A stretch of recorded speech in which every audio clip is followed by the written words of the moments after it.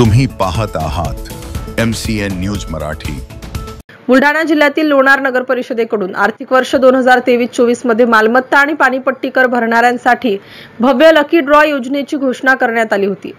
जाहिरातीत TV, fridge, cooler, gas, शेगडी, पंखे, टिफिन डबे अशा भरमसाठ वस्तू दाखवून नागरिकांना कर भरण्यासाठी प्रोत्साहित करण्यात आलं। मात्र आज 17 महिने उलटूनही या योजनेत जाहीर केलेल्या लकी ड्रॉची सोडत काढण्यात आलेली नाही।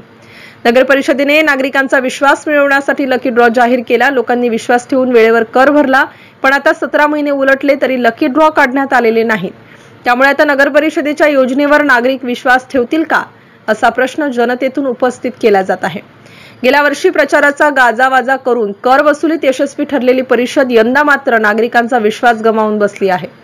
लकी ड्रॉ मध्ये आपले नशीब आजमावण्यासाठी कर भरणारे अनेक नागरिक अजूनही वाट पाहत आहेत, परंतु नगर परिषदेने त्यांच्याकडे पाठ फिरवली असून 17 महिने झाले तरी लकी ड्रॉ न काढणं म्हणजे प्रशासनाची बेपर्वाई नव्हे तर काय, असे विविध प्रश्न नागरिकांकडून उपस्थित केले जात आहेत।